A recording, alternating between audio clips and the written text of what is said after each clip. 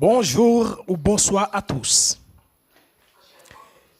Dans le désir de faire connaître et comprendre Haïti à l'Afrique, on va réhabiliter la mémoire d'un grand Haïtien ignoré non seulement par les Haïtiens eux-mêmes, mais aussi par les étrangers. Or, cet homme, par sa position intellectuelle, était l'un des Haïtiens, à mon avis, le plus distingué.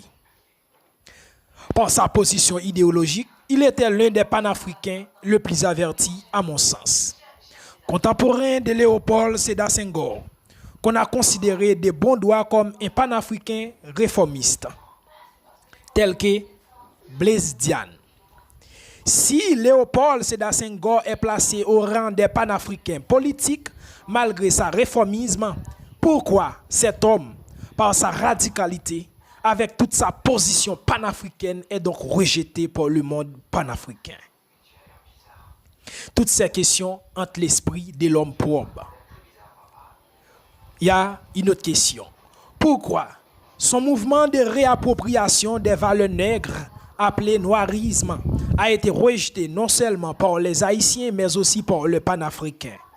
Cependant, la négritude et l'indigénisme qui sont placés au rang des doctrines panafricaines, cependant que son mouvement était plus direct et plus radical. Toutes ces questions entrent l'esprit de l'homme propre. Cet homme est seulement connu des étrangers tel qu'un dictateur sanguinaire. Sur cet angle, le panafricain moderne ignore leur propre équation vis-à-vis de cet homme. L'équation selon laquelle tout noir qui est calomnié par l'Occident a chez lui quelque chose de bon. On oublie qu'Occident traite des dictateurs tout politique noir qui lui résiste. En effet, toutes ces questions, toutes ces réflexions entrent l'esprit de l'homme objectif. En effet, dès qu'on parle de cet homme en Haïti, on s'est fait l'ennemi de la Valace. Sache qu'en parlant de celui-là, on ne cherche pas à réhabiliter sa mémoire politique comme idéal. Donc, la probité seulement me guide dans ce travail. L'idéologie scientifique, à mon avis, doit être objective.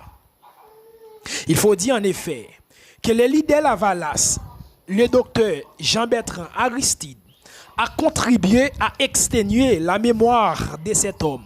Or, ce dernier est défendu par l'afrocentricité internationale. Cependant, le docteur Jean-Bertrand Aristide n'a jamais fait partie des mouvements visant la réhabilitation de la race noire. Toutes ces réflexions agitent l'esprit.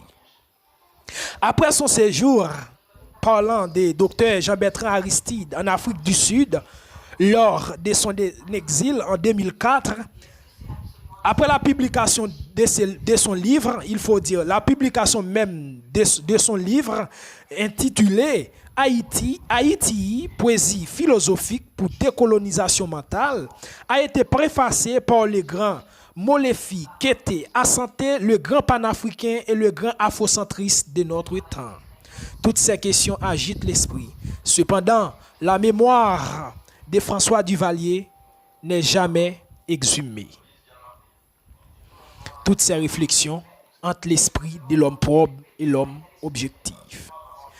Ensuite, Dr Amamazama, en donnant la liste des mouvements qu'elle allait étudier au cours de sa séance de formation à l'ICAD, parle d'indigénisme haïtien et ne faisant pas mention du noirisme érigé en doctrine sociale et positive par ces grands hommes.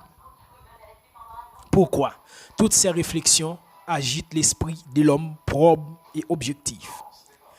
Et en effet, cet homme, et dont on ne cite pas encore le nom, pour exprimer sa panafricanité et sa solidarité au mouvement de résistance nègre de son temps, il a ainsi répondu au journaliste français qui lui pose une question relative à la négritude et au président Léopold Sédar Senghor. En plein cœur de l'Amérique n'est pas chose facile. Je n'ai pu entreprendre et poursuivre la concrétisation de mes conceptions. Comme le président Senghor, vous vous êtes attaché, Monsieur le Président à vie, à ce que l'on appelle la négritude. Mais si l'on considère l'homme comme universel, souligner la négritude, n'est-ce pas un moyen d'accentuer le racisme? On a voulu voir dans la négritude un racisme à rebours. Je crois plutôt qu'il s'agit d'une forme d'affirmation de la civilisation nègre. L'ignorance des valeurs nègres ou le mépris des Blancs pour tout ce qui est nègre a mis les élites noires du monde dans la nécessité de se présenter au lieu d'être présentés au monde. Monsieur le Président à vie, quelle place peut tenir Haïti dans le monde? Avant la cession à l'indépendance des États africains, Haïti était seul, portait seul le fardeau de l'homme noir. Jusqu'en 1960, elle assumait le destin de la race, le destin de la race noire. Maintenant, les responsabilités sont partagées. Toutefois, Haïti demeure la pointe avancée de l'Afrique en Amérique, où elle continue d'être le symbole de la fierté et de la dignité des Noirs du monde entier.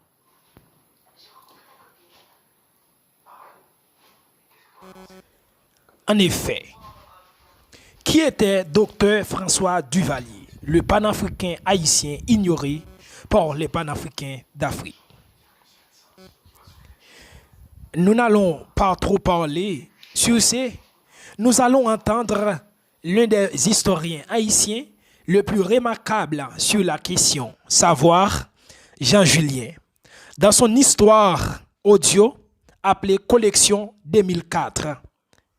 Entendons-le.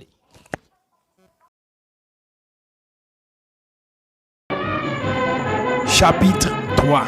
Chapitre 3. Qui était François Duvalier? Qui est-ce qui était docteur? Après 1804, le prestige haïtien était tellement élevé, cela engendre la migration des gens des autres îles de la Caraïbe vers Haïti. C'est ainsi Florestal Duvalier, le grand-père de François Duvalier, et Duval Duvalier, le père de François Duvalier, tous les deux ont laissé l'île de la Martinique pour venir vivre en Haïti. François Duvalier était né à la zone des rivières froides, tout près du Carrefour, à Port-au-Prince, en date du 14 avril 1907. Lorsque François Duvalier était né, il était maigre et il n'était pas gras. Mémoire d'un leader du tiers-monde est le titre d'un dernier livre publié par lui vers l'année 1969, qui était comme un testament politique laissé avant de mourir. Aux premières pages de ce livre, il fait éloge de son grand-père, maître tailleur Florestal Duvalier, qui avait beaucoup d'enfants, qui lui a appris l'histoire d'Haïti. Après cela, il fait éloge de son père, Duval Duvalier, qu'il a présenté comme un professeur et comme un juge de paix honnête. Et il continue de faire éloge de son père parce qu'il avait l'habitude de lire pour lui quelques sommes bibliques afin de lui apprendre l'ampleur de la langue française. On a donné beaucoup de versions sur sa mère. Cependant, on finit par trouver qui était sa mère dans certains documents, selon lesquels sa mère était appelée Iricia Abraham. C'était une pauvre. Elle a passé tout son temps à travailler dans une boulangerie. Après cela, elle travaillait chez Jean-Marie Moïse, un bourgeois de la ville de Port-au-Prince. Iricia amenait avec elle François Duvalier qui jouait avec un beau-fils du patron, Lescas Benadin. Lors de la campagne présidentielle de François Duvalier, il aime dire, j'ai grandi sur les genoux de Jean-Marie Moïse.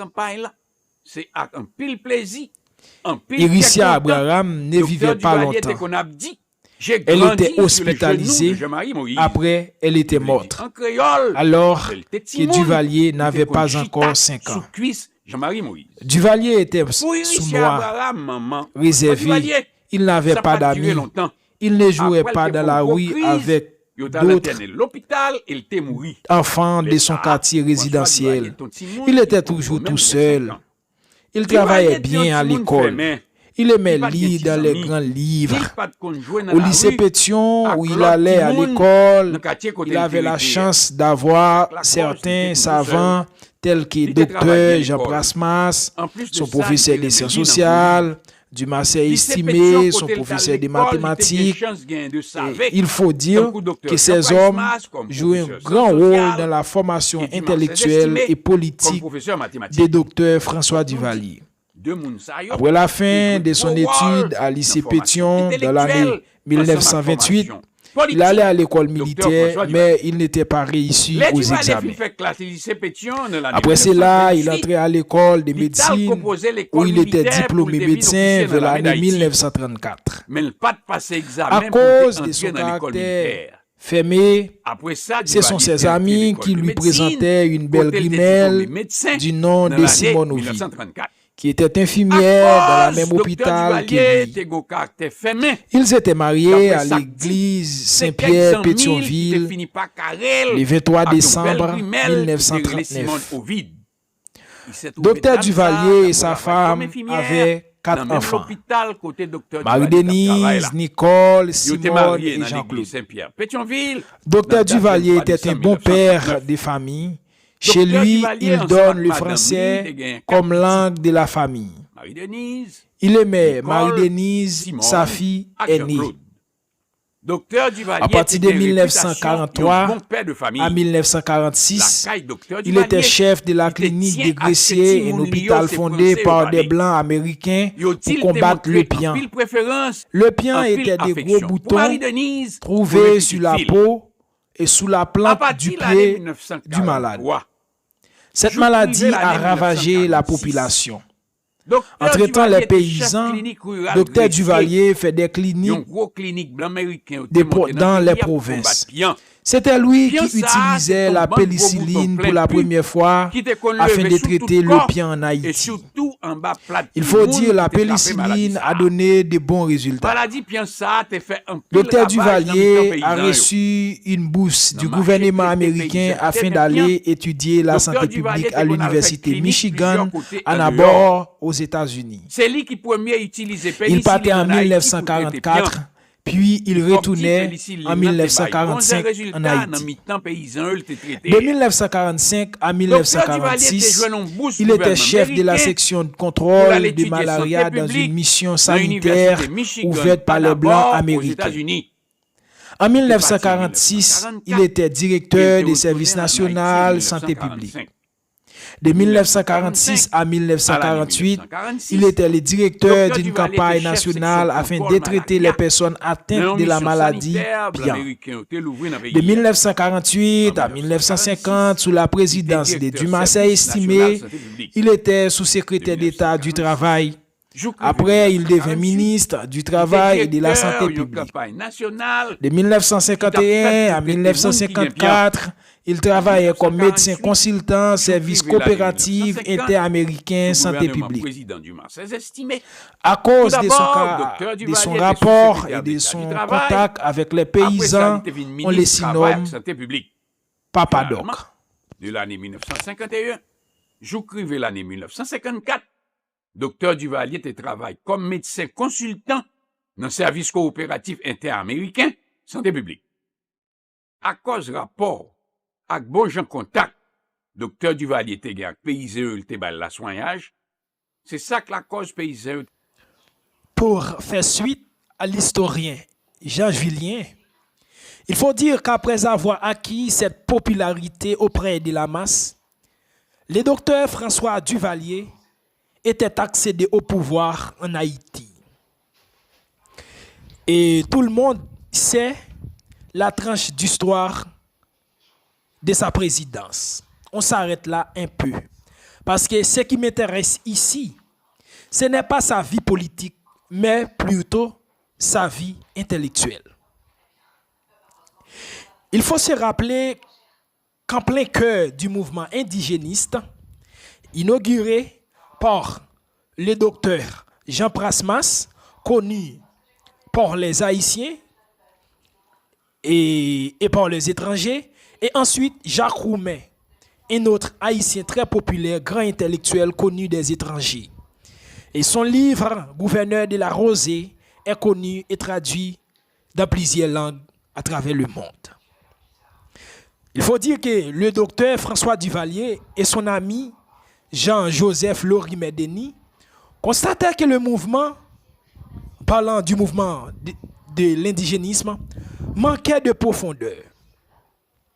De ce fait, lui, Lorimer-Denis et un autre du nom de Louis Diacroix fondèrent une revue appelée Les Griots, dans laquelle on valorise les vaudous et tout ce qui concerne l'Afrique.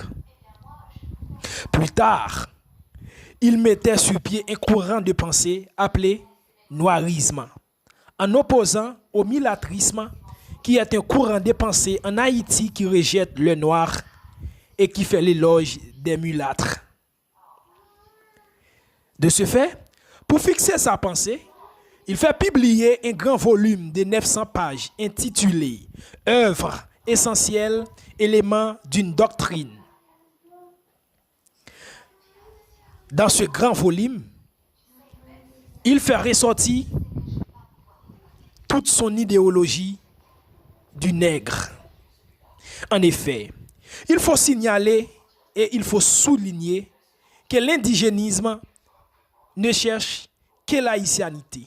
Or, le noirisme, de préférence, cherche la solidarité raciale.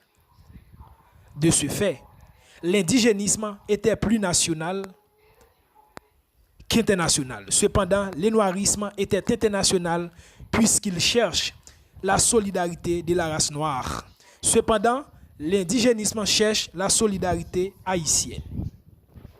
Et c'est pourquoi on ne trouvera pas le mot générique panafricanisme sous la plume d'aucun indigénisme haïtien et la plus grande majorité des intellectuels haïtiens. Or, lui, parlant de docteur François Duvalier, dans son livre « Œuvre essentielle, éléments d'une doctrine », il fait éloge du panafricanisme et il parle en grande pompe d'Anténor Firmin et de Benito Sylvain. Et c'est pour cette raison qu'il a valorisé que tous les intellectuels de son temps et les intellectuels après lui, le plus le panafricanisme en Haïti. Et c'est pourquoi son noirisme est beaucoup plus proche du panafricanisme que ni la négritude ni l'indigénisme. Et il est beau de l'ignorer, mais c'est vrai, c'est la vérité historique. Et si vous lisez complètement et directement en profondeur les œuvres de Dr François Duvalier et celles de Aimé Césaire et de Léopold Sédar Senghor et de Dr Jean Prasmas, vous trouverez plus de formations, de radicalité, de stratégies pour rehausser le panafricanisme à travers le monde que ces mouvements. Il faut dire en effet, pour apporter sa contribution au mouvement intellectuel du monde visant la réhabilitation des Noirs, il a laissé ses documents. Il a laissé Contribution des nègres à la civilisation de l'humanité. Et ensuite, il a laissé ce document. La civilisation négro-africaine et les problèmes haïtiens, etc., etc. Donc, il est clair tel que le jour. Si on lit ses œuvres, on verra que le noirisme est beaucoup plus panafricain que les autres doctrines. Il faut dire en effet, et il ne faut pas l'oublier, le grand Théophile Obenga, disciple de Cheikh Anta Diop, le plus franc, dans la revue Ancre, écrit sur des grandes personnalités haïtiennes telles que les docteurs Jean Prasmas, Jacques Roumain, Anténor Firmin, mais il ne parle pas de docteur François Duvalier. le grand noiriste, le grand panafricain. Maintenant, si on prend le panafricanisme, suivant la définition des historiens panafricains modernes, on constate rapidement que le docteur François Duvalier était non seulement un grand panafricain tel qu'Aimé Césaire, Marquis Garvey, et son noirisme aussi est l'une des grandes doctrines du panafricanisme, malgré cette doctrine est négligée, méprisée et non étudiée. Tous ces problèmes, il faut dire, découlent de l'ignorance actuelle des historiens panafricains contemporains, qui n'évoquent que le passé haïtien dans le mouvement panafricanisme et ignorent la panafricanité contemporaine haïtienne. Enfin, pour n'être pas trop abondant, il faut dire, j'aimerais qu'on cite, c'est mon souhait, j'aimerais qu'on cite cet homme par sa probité et par objectivité dans l'œuvre du panafricanisme. Et en étudiant sa doctrine, ce sera bénéfique pour le panafricanisme.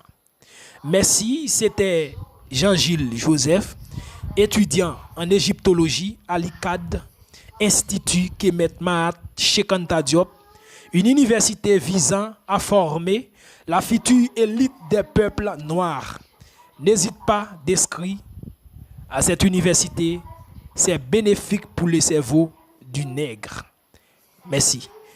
N'oubliez pas, vous qui n'êtes pas encore abonnés, n'oubliez pas de vous abonner, liker, commenter pour encourager le travail.